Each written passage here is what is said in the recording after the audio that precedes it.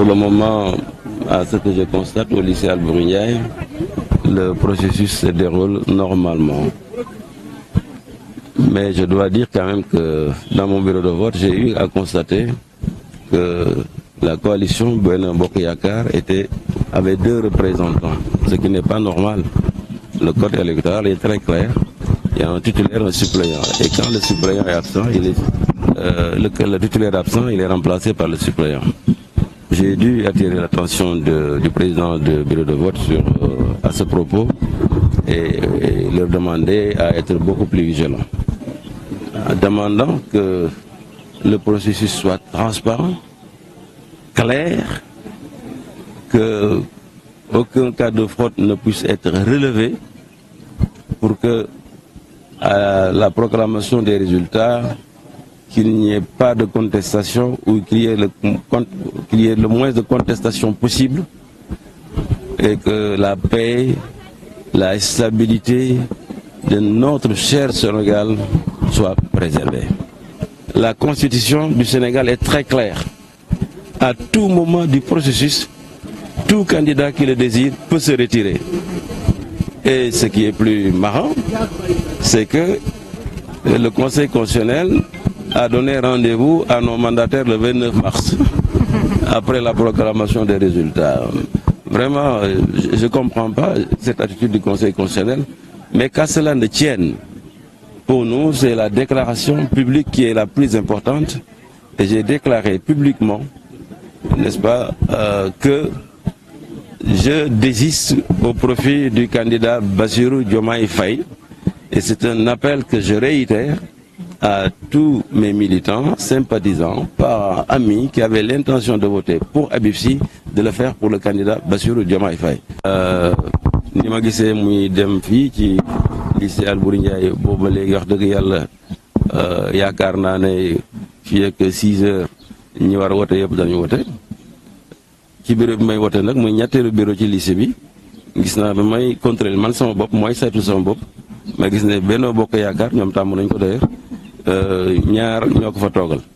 te yoon waxul loolu daf ne am na koo xam ne kii moo la fay toogal boo demee ba am tële wala mu am ngànt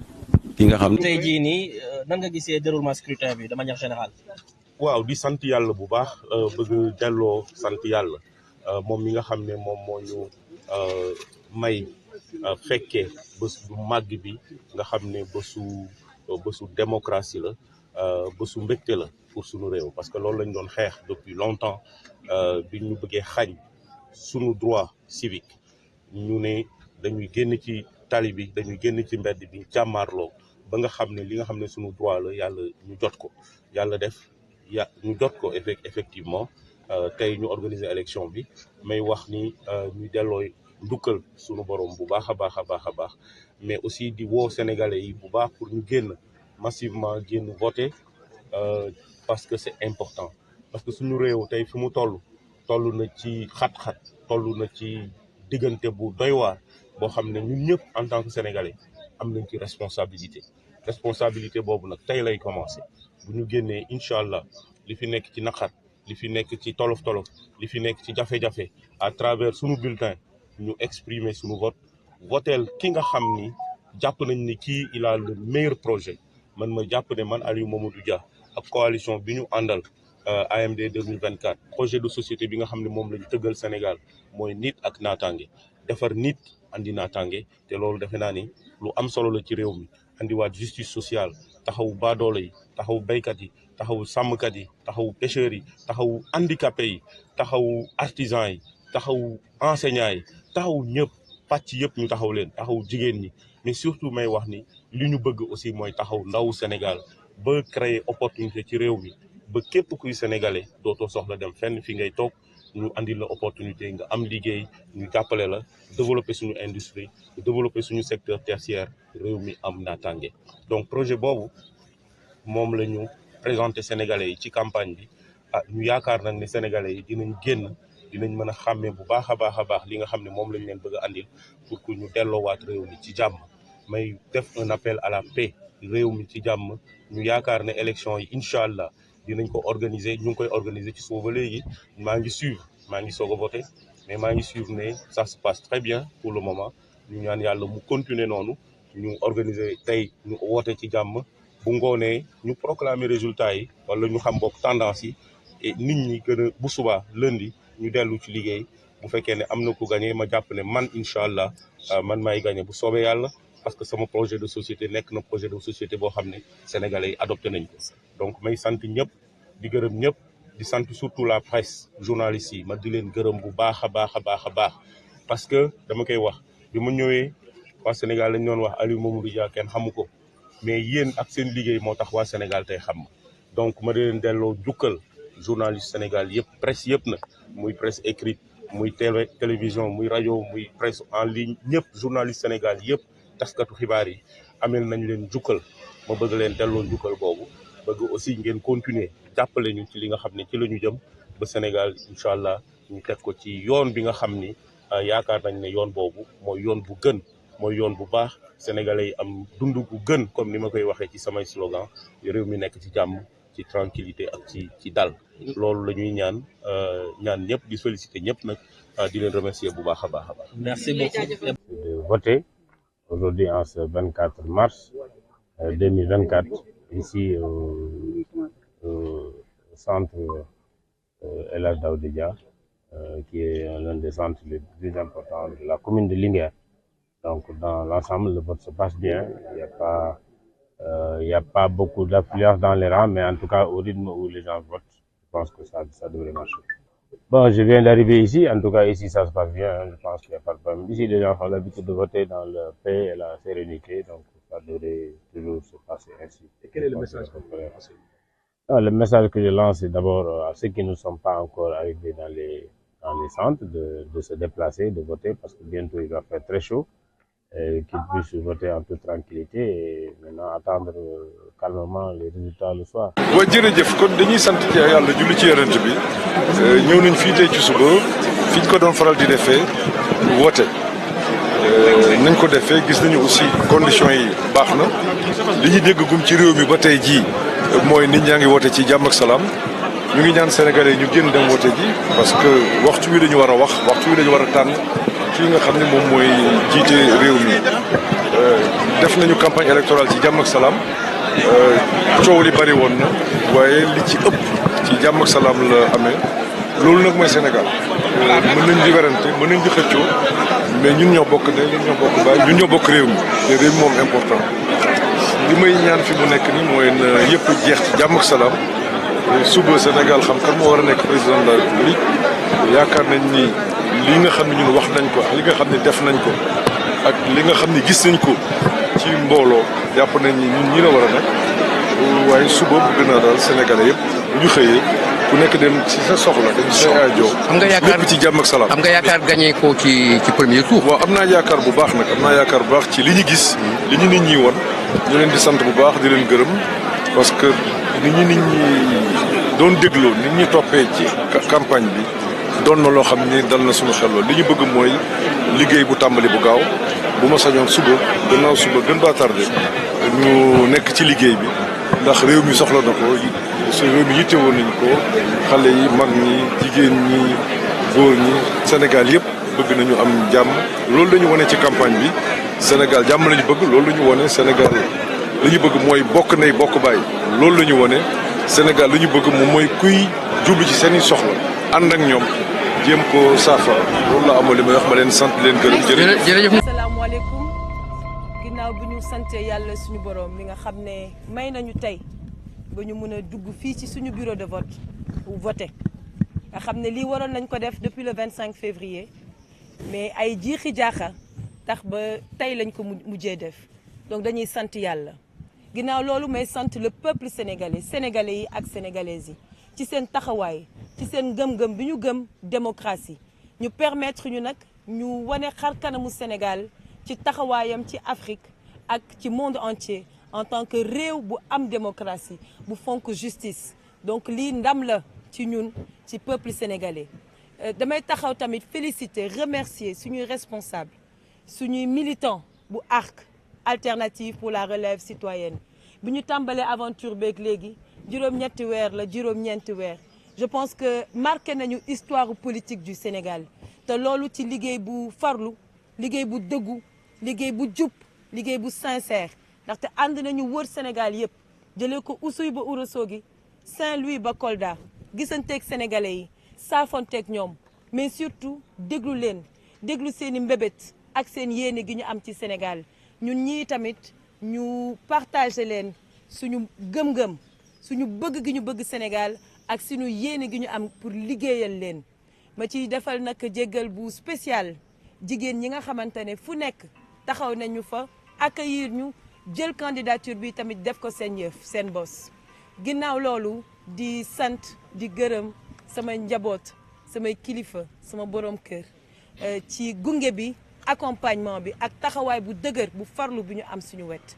di wax nag ñëpp surtout responsables yi ak militants yi nañu rester vigilant nañu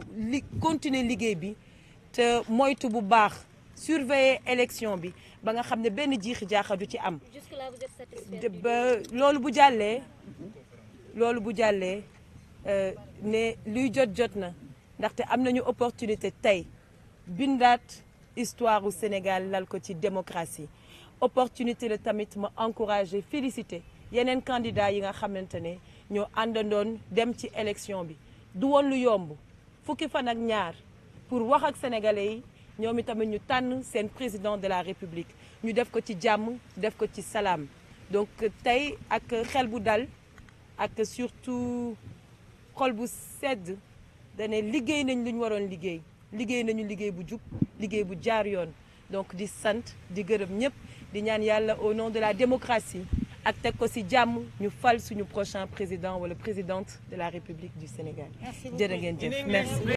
ci wala président Bassirou Diomaye Faye daal ngay wote ni ki tey jii gis nga gannaaw loolu li fi xew yan kàddu ngay yëkkati ñi nga xam ne ñu ngi lay déglu.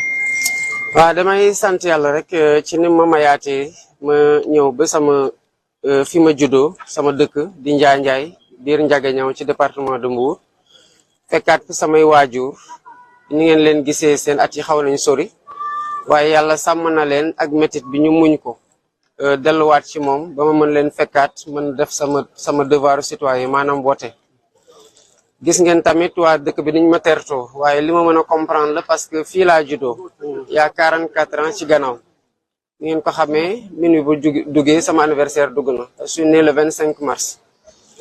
44 ans yoo xam ne mosuma toog def 2 mois yu ma toog yu ma ñëwul ci dëkk bi bu baree ba bare kon bu ñu toogee daanaka toog fukki weer ak ñaar yoo xamante ni gisuñu ma ñëw tamit ak statut de présidentiable candidat à l'élection présidentielle nii rek la mënoon demee parce que fii samay maam samay xarit samay waajur samay dëkkandoo di village bi ñëpp ay mbokk lañ donc seen doom lañ teertu gi te nii rek la mënoon demee tey nag ñu ngi wote waaye wote gu lu ñu may mooy taxawaay bu sénégalais yi amoon il y a quelques semaines pour xeex pour que élection bi nga xamante ne dañ ko bëggoon toxal ñu jëmal ko laata mandat président bi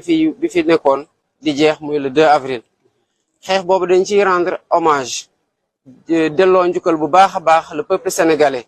parce que li ñu am nii tey c'est résultat wu xeexam la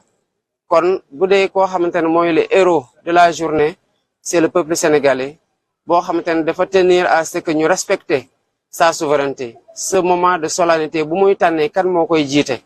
def ko ci kóolute war ko def ci dal ci jàmm parce que ñi fi nekk di tànn ay sénégalais lañ ci ñi ñuy tànn ay sénégalais lañ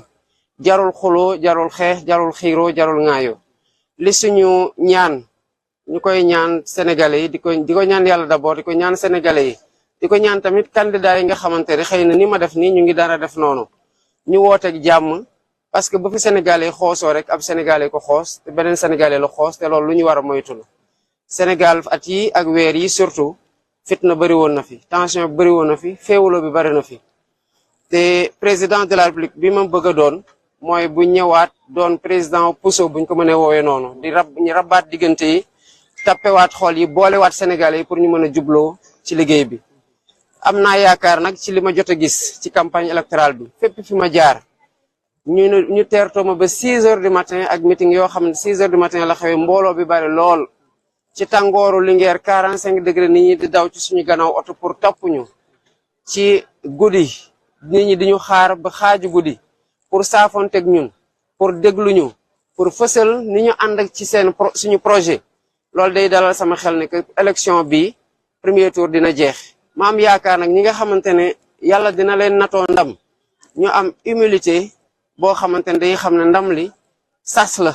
waaye du mérite personnel sas la yaakaar la bu ñu teg seen loxo waaye du mérite personnel yaakaar gu ñu warul trahir jamais bu ñu warul wor la waaye du mérite personnel ndax fu ñuy jaar pour egsi ci fii fu metti la ay bakkane ci roj ay nit a ci dem kasu ay nit a ci fas yéene jaar nar cee jaar laago ba abadan loolu moo nar a nekk en tout cas man président bi ma nar a nekk sama busol su ma ko mënee waxee lu maanaam fi ma teg sama bët te di fa jëmee di ko fàttali ko pour mu doon loo xamante ne dootul amati ci Sénégal abadan daay man parce que lu ko sooke fas yéene nañ koo song donc di woote jàmm di woote waat jàmm di woote waat jàmm te di am yaakaar ne bu ngoon jotee ni ko Sénégal defee en 2000 ki fi nekkoon félicité ki gagné ni ko Sénégal defee 2012 ki fi nekkoon félicité ki gagné noonu la war a demee tey parce que suñu génération warul def moins que ses devanciers dañoo war a tamit déglu wante topp scrutin bi ànd ci toute la bonne foi qu'il faut et l'acceptation du résultat bu ko defee jàmm ju ñu bëgg dina am de Sénégal luñ ko xamee woy bi dina gën a rafet ñu mën a jublu ci liggéey bi bu ëllëgee ndax urgence yi bari nañ situation dëkk bi metti na te c'est des défis yoo xamante ne amuñu temps bu ñuy xaar pour bañ leen song à bras le corps pour mën ko dindi ndax sénégalais yi sonn nañu waaye incha allah rabbi tey la seen rongoñ di fer bu soobee yàlla. Sénégal def nañ campagne waaye sant yàlla ba nga xamee ne tey vote am na niñ ko bëggee woon ñu ñaan yàlla aussi également que li nga xamee ne xew na fii ci suba mooy sama carte yi nga xamee ne gisuñu ko woon ci yenn bulletin bureau de vote yi ñenn ñi su table bi la ci banlieue bi ñenn ñu teg ko ci place bi bokkul woon mais lu ñuy rëccu la lu ñu naqaru la ndax loolu démocratie di xool également ndax daf ñu ko ci yeneen bureau de vote li may wax daal mooy Sénégal màgg na ci lii ñaan yàlla ñu def vote jàmm ak salaam di ñaan également Sénégalais yi génn waaye gis naa ne génn nañu te loolu dina may ndam Sénégal ndax li ñuy voté après dañuy fal président boo xamee ne moom lañ jàpp ne moo gën ci Sénégal donc daal ñu ngi sant yàlla bu baax di sant ñëpp ñi nga xam ne jàppale nañ ma ci liggéey bi ci militants yi sympathisants sénégalais yi depuis parrainage bi ba léegi loolu lu ñuy sant yàlla mais également ñu daaneel wax ne dañ def lépp ci jàmm ak salaam rek ak ci yoon. Mes chers compatriotes, je voudrais tout d'abord renouveler mes vœux pour un Ramadan et un mois de carême d'exception à l'ensemble de mes concitoyens. Je voudrais également rendre grâce à Dieu de l'opportunité qui m'a été offerte de venir accomplir mon devoir citoyen de vote. Je prie enfin pour que l'élection se déroule dans la paix et la tranquillité et qu'au terme de cette élection, le prochain président de la République du Sénégal inaugure une ère de paix, de stabilité, de tranquillité pour le Sénégal, une ère de sécurité accrue pour les Sénégalais et leurs biens, une ère de prospérité, d'emploi massif pour notre jeunesse, une ère de vie moins chère, moins coûteuse pour les pères de famille. Mes chers compatriotes, je voudrais tout d'abord renouveler mes vœux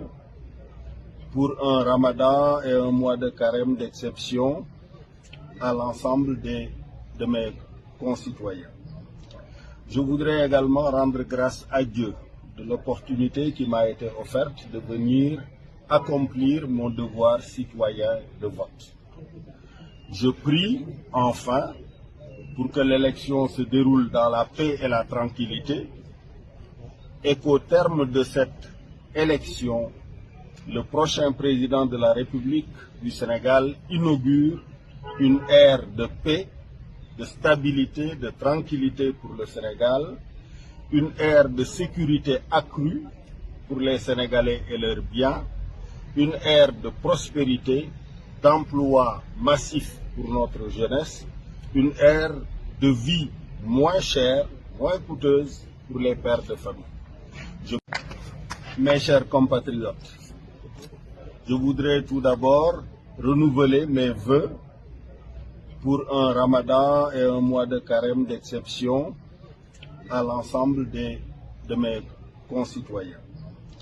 Je voudrais également rendre grâce à Dieu de l'opportunité qui m'a été offerte de venir accomplir mon devoir citoyen de vote. Je prie enfin pour que l'élection se déroule dans la paix et la tranquillité et qu'au terme de cette élection, le prochain président de la République du Sénégal inaugure une ère de paix, de stabilité, de tranquillité pour le Sénégal, une ère de sécurité accrue pour les Sénégalais et leurs biens, une ère de prospérité, d'emploi massif pour notre jeunesse, une ère de vie moins chère, moins coûteuse pour les pères de famille.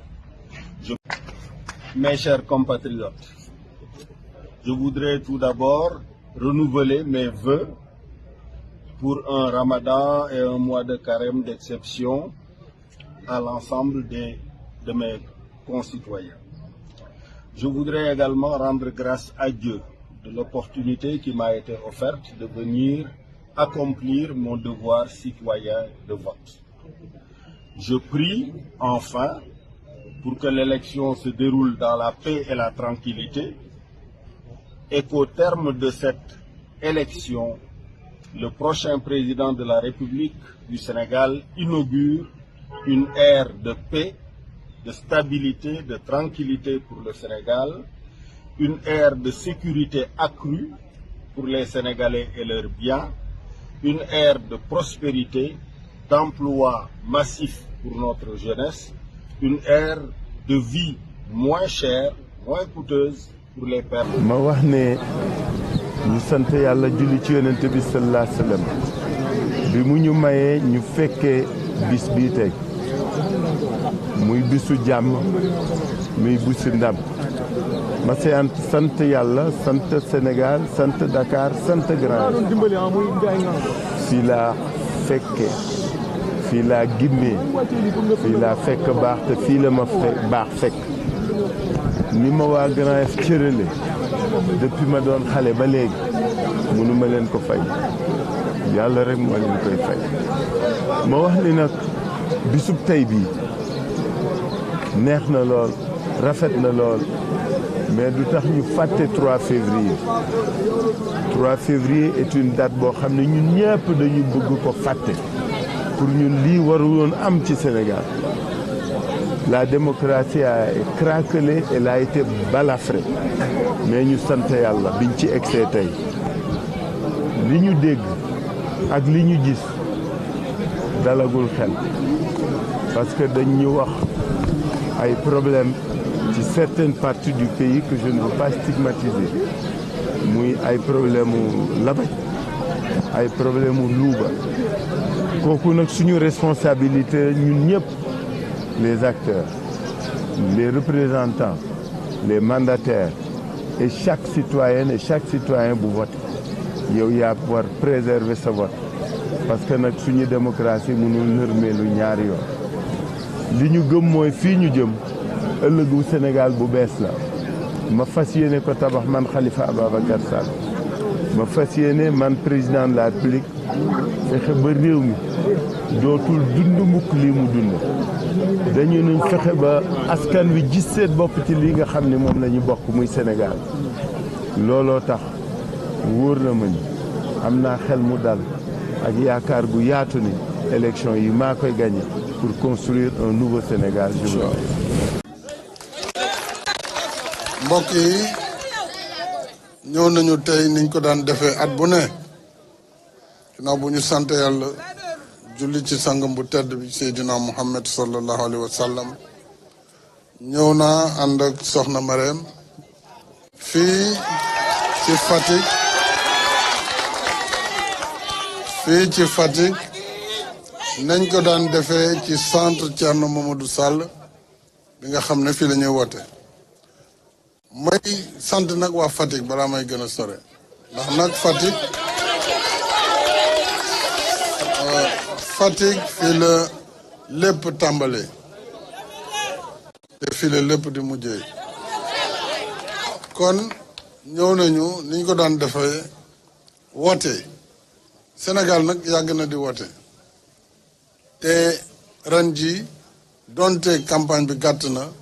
gis nañ ne yàlla def na sutura ba lépp jaar na ci yoon tey ji woote jot na donc sénégalais yëpp jóg nañu depuis ce matin pour woote nañ ko daan defee ndax Sénégal réew démocratie la bu ñu wootee ba pare nag li ciy topp xam nañ ko mooy bu 18h jotee ñu génnee résultat yi affiché ko bureau de vote bu ne presse bi ci boppam xam ngeen ni moo xam télévision rajo réseaux sociaux ku si ne mën na génne résultat yi ñu taf ci bureau de vote yi waaye taxul nag ku ne war a jóg ne maa def lii wala maa def laa bu paree tey ci guddi à partir de minuit tribunal mooy jël relais bi représentant candidat mu ne dana fa toog Sénat toog fa te Sénat bureau bu ne am na fa représentant te it boo leen di xool observateurs yi ni ñu baree daanaka ñoo ëpp bureau de vote yi donc jógee nag fu nekk ci àdduna bi jógee ci biir Sénégal jógee ci CEDEAO kon loolu yëpp day wone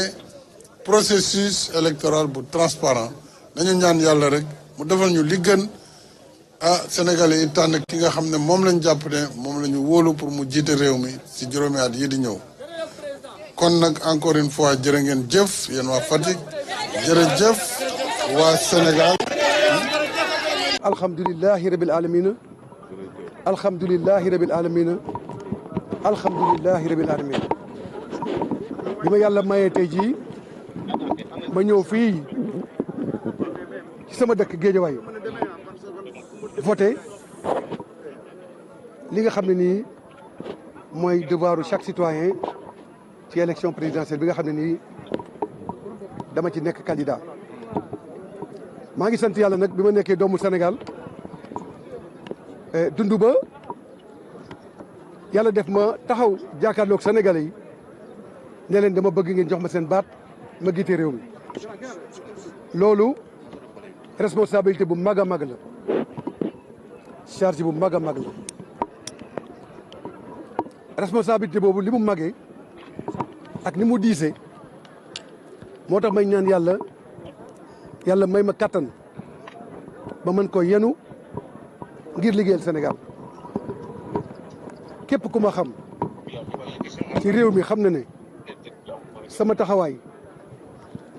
ci dëkk bi mooy taxawu Sénégal lépp lu ma waroon def ak askan bi def naa ko jàppale naa jigéen ñi jàppale naa ndaw ñi jàppale naa daara yi jàppale naa diine ji bëgg naa ko suuxat taxawu naa bépp sénégalais boo xam ne nii ñëw nga seet si ma ci li ma yàlla may ñu bokk ko xam ngeen ne aussi def naa une longue carrière administrative parce que dugg naa ci administration ginnaaw bi ma jàngee ba am sama doctorat en sciences économiques occupé fonction bu nekk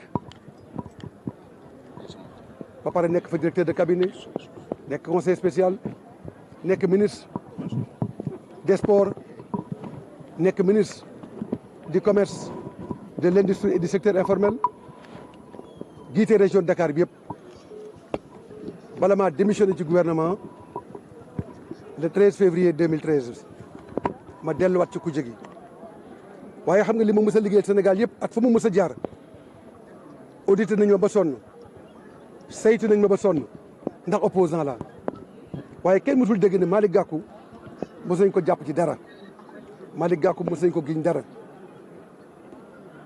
ma wax ne Sénégalais yi liggéeyal naa sama réew jox naa sama ñàq sama réew parce que dama jàpp ne Sénégalais yi ku leen bëgg a giite da nga war nekk seen jaam te jaamu naa Sénégalais yi jox naa leen sama xol ak samay jëf. alors nan nga ba léegi fi mu nekk nii bu yàlla defee tey jii ma taxaw ne dama yëkkati sama loxo ne dama bëgg réew mi ki Sénégalais yi war a jox seen réew dafa war a nekk ku yaru ku yërëm Sénégal ku loxoom set ku bëgg réew mi ku mën a liggéey koo xam ne nii waxu démbam ak jëfu tayam di méngoo te xam ngeen ne ba ngeen ma xamee ba léegi mosul leen dégg Malick Gakou ci caaxaan li ma namb nag mooy li ngeen ma wax li ngeen ma wax mooy lan fépp fu ma dem bu ma leen nuyoo sargal leen li ngeen may jëkk wax mooy Malick Gakou bu yàlla joxee réew mi na nga wàññi dund gi na nga wàññi dund gi na nga wàññi dund gi bu neexee yàlla tey jii bu ngeen ma joxee seen baat dinaa wàññi dund gi bu baax a baax. dinaa wàññi dund gi bu baax a baax. dinaa wàññi dund gi bu baax a baax dinaa fexe ba li nga xam ne nii moom ngeen soxla ci xëy yu ndaw ñi li ngeen soxla ci suuxat diine li ngeen soxla ci boolewaat Sénégalais yi li ngeen soxla ci tappale bi jeex ci réew mi fooy alalu réew mi jeex li ngeen soxla Sénégal yi nekk benn li ngeen soxla Sénégal yi nekk ci jàmm bu neexee yàlla loolu ngeen ma sant te bu neexee loolu lay def soxlawuma dara ci réew mi lu dul jëriñ Sénégal musuma jëriñoo Sénégal te du tey laa koy commencé maa ngi sant yàlla nag bi ñu yàlla yóbboo tey ci bis bi ma jàpp ne Sénégalais yi dañ fal président Malick Gakou pour que bis ni ko suba ñu commencé liggéeyat beneen Sénégal bu jub Sénégal bu mandu Sénégal bu naataange Sénégal boo xam ne nii bépp alalu réew mi kenn dootu ko luubalati te lépp lu Sénégal moom Sénégalais ñoo koy bokk lii daal laa waxoon ni dinaa leen ko wax ginnaaw bi ma leen remercier sant leen. Awolof ginnaaw bi nga voté mun nañu lan lañ mun a jàpp ci situation bi ak lépp loo xamante ne ci wàllu affaire. waaw njëkk a wax ni tey voté nañu mën na bett Sénégalais yu bëri parce que ay weeri weer amul lu ñu deful pour tere ma mun a nekk candidat wala mu mun a voté commencé na fii si Coor bi ñu ñëwee fii gagné suñu procès mu dellu Ndakaaru ñu gañewaat suñu procès waaye malgré tout administration bañ na ci ndigalu ñi yor nguur gi ne du ma jox samay fiche de parrainage du ma pay ma nekk candidat tey dara changé wul ci diggante boobu mais ñoom ñi ma génne woon ci liste bi ñoo jékki-jékki delluwaat ma ci liste bi li nag su ma ko waxee waxuma ko pour joytu ndax ku ñu xam-xam ni ñun duñu joytu li waroon am dafa waroon am loolu la yàlla dogal te bu ñu teree benn Ousmane Sonko nekk candidat li ñu xamul woon mooy Ousmane Sonko du benn ay junni Ousmane Sonko la te Bassirou Diomaye Faye benn la ci Ousmane Sonko yooyu tey Ousmane Sonko nekk na candidat te dinañu gagné élection bu soobee yàlla waxuma ko pour joytu waaye lenn la ci suñu programme lu war a tax rek Sénégalais yi gën voté massivement mooy injustice bi am ci réew mi jaay doole jël doole nguur war koo jëfandikoo pour jàppale Sénégalais yi seen dund gën a baax mais nga jël ko yépp nag muy alkaati yi muy justice bi muy administration bi lépp nga jël ko jëmale ko ci benn nit rek parce que nee nga kii il faut ma faaga ko wala il faut ma tere ko nekk candidat loolu waratul am Sénégal moo tax rien que pour loolu Sénégal dañu war a génn massivement ñu defaraat suñu réew jëlee fi lépp loo xam ne day andi noonoo ak en jubalewaat Sénégalais yi nangu adversité nangu ni man war naa mën a jiite keneen war na mën a ne ànduma ak moom mais ñu def ko ci fair play def ko nekk ay gentleman comme ni ko gars yi di waxee lu am solo la. élection bi enjeu bi dafa rëy moomaat suñu bopp la ci suñu wàllu koom-koom d'abord delloo si justice ci wàllu économie delloo si justice ci wàllu social ba séddale bi tam jaar yoon mais moomaat suñu bopp li ñuy wax souveraineté loolu mooy solo élection bi moo tax ma doon wax ni mooy élection bi gën a am solo bi ñuy Sénégal ba léegi moo gën a am solo sax indépendance man gëm naa ni suñu véritable indépendance tey jii lay door bu soobee yàlla moo tax ñuy wax sénégalais yépp dañu génn massivement bëgg nañ taux de participation bi weesu juróom-ñett fukk ci téeméer loolu mooy li ñuy ñaan te li ñu gisagum balaa may ñëw xool naa image yu bëri bi mooy suñu 5e élection waaye mosuma gis à 10 heures du matin farlu bu mel nii ci bureau de vote yi muy fii muy diaspora bi kon am nañu yaakaar ni Sénégalais yi xam nañu enjeu bi te dinañ gën massivement voter te élection bi du am 2e tour gëm naa ni tey dinañ ko gagné au premier tour incha allah te gëm naa ni yàlla bëgg na Sénégal tam Sénégal yi dinañ wane ni dem dajale alal goo xam ne lewul daganul wala nga dem ay waa bitim réew ngemb la wala nga yaakaar ni ci caaxaan ak ci naxaate mën nga jël réew dinañ wane ni loolu Sénégalais li ñu doon woote suñu maam yi doon ko woote ñu xam ñu ci dëggu ci jom ci fulla ci ngor ci doylu Sénégalais dinañ ko jëmmalaat tey en votant massivement pour le candidat Bassirou Diomaye Faye kon di lancer aussi un appel ministre de l'intérieur am nañ jot bu rafet ci moom Sénégal yëpp am nañ ko jàpp nañ ne xam nañu moom tam xam na enjeu yi te bëggul jóge fii ñu koy woy bu ñaaw waaye ñu koy gën a soññ rek lu mu doon def rek na ko yokk parce que am na ñoo xam ne xam nañu ñoom dañuy perte élection seen pexe yëpp mooy nu ñuy def ba perturber ko loolu tam ñu ciy dellu lancer appel ministère intérieur mu renforcer kaaraange électeurs yi Sénégal yëpp mën a génn voté ci seen teyu bakkan ñibbi seen kër tranquillement ngoon ñi dépouillé ñu xam tendance yi teel a leer ñu xam ni victoire bi fii la féete di continuer lancer aussi un appel à toutes les populations mais particulièrement ndaw ñi parce que ndaw ñi xam nañ li xew waaye ñoom ñoo mën a gën a sécuriser vote lañ leen doon wax rek bu ñu nangu ñuy jëlee ay nit feneen ñoo xam ne bokkuñu ci réew mi gis nañ liñ fi xew démb Ziguinchor te ñu ngi koy signaler feneen ak feneen booru Mauritanie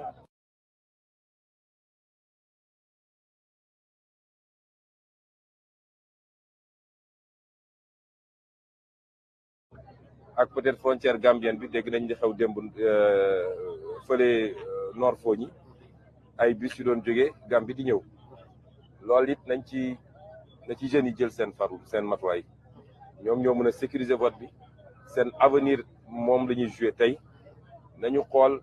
fu nekk nit ñi xamante nañu fii ma nekk nii fii laa yaroo ñun xamante nañu bu ñu bëggee importer nit yu jógee beneen réew ñëw jeunes yi nañ jël seen responsabilité ba ñoom du ñu voté ku fi ñëwit ak ay mallette d'argent am taxaw ci buntu bureau de vote yi naan day jënd ay nit na jeunes yi digaaleeg moom parce que loolu loi moo ko njëkk a interdire jàpp naa loolu yëpp bu ñu ko dajalee tey ci ngoon bu soobee yàlla Sénégal dina am un nouveau président di président bu jub président bu compétent président bu xarañ waaye dina am une nouvelle équipe parce que jiitaluñu nit rek def ko ab yonent waaye dañoo am projet boobu moo tax bu ñu gàllankooree Massamba ma dem ba mun koo continuer te loolu la ñuy yéene Sénégal te xam naa ne Sénégal yéene nañ ko seen bopp kon ñu ngi leen di gërëm di leen sant merci